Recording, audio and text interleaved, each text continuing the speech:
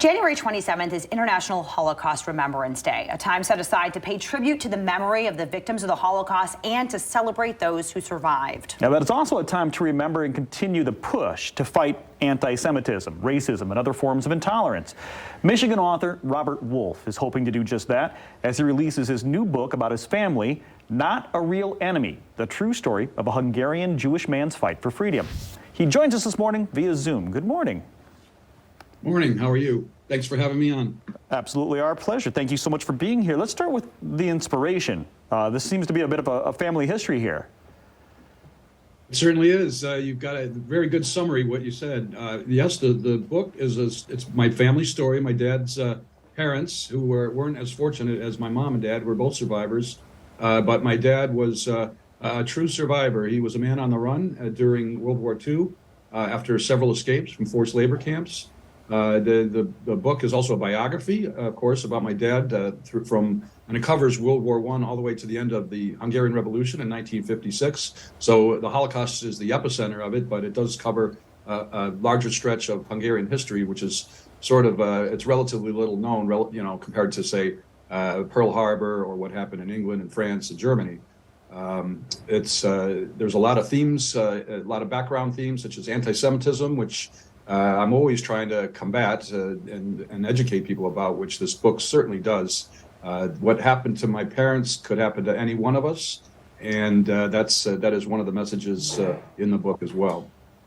So obviously the message is one you wanted to share. How hard was it for you to put pen to paper and to share your family's history? What was that like for you?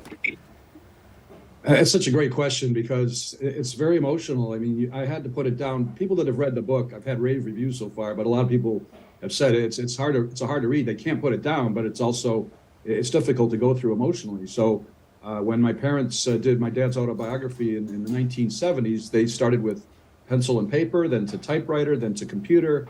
Flash forward to my dad passing in 1997, my mom passing in 2016. I still didn't really think much of it, although my parents were all Holocaust educators and history educators over time.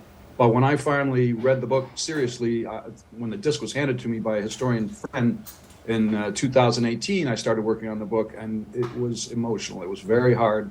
I had to walk away from it on days, but I was very pleased to do it. The stories were so amazing and so fantastic, so unbelievable that I had to share it with people. And here it is. And I think anybody that reads this book will realize you'll smile, but you'll weep a little bit too. It's happy, but it's sad. But in the end, it's about survival and determination, resilience, and how we can overcome the most harrowing points in our life, which my dad did just that. That's an incredible story. Yeah. Yeah, I definitely got to pick this up. Where can I pick this up? Where the book is out now? The book is out. It was released in October. I've got rave reviews so far, but you can purchase the book at Barnes & Noble or at Amazon. And how important do you think is sharing this story right now, particularly at a time when I think we really need to address these issues continually?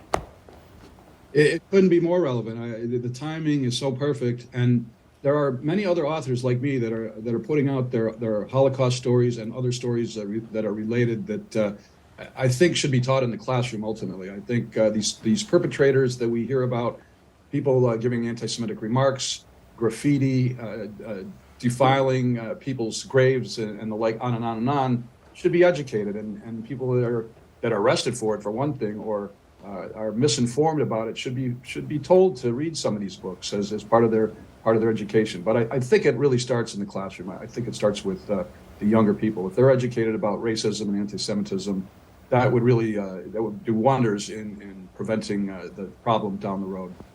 Absolutely. Education is the key. Thank you so much, Robert Wolf. There's your book right there, Not a Real Enemy, available Amazon, Barnes & Noble, your local bookstores. Thank you so much for joining us this morning and for sharing your story. Thank you for having me. I appreciate it very much. All right, we'll be right back.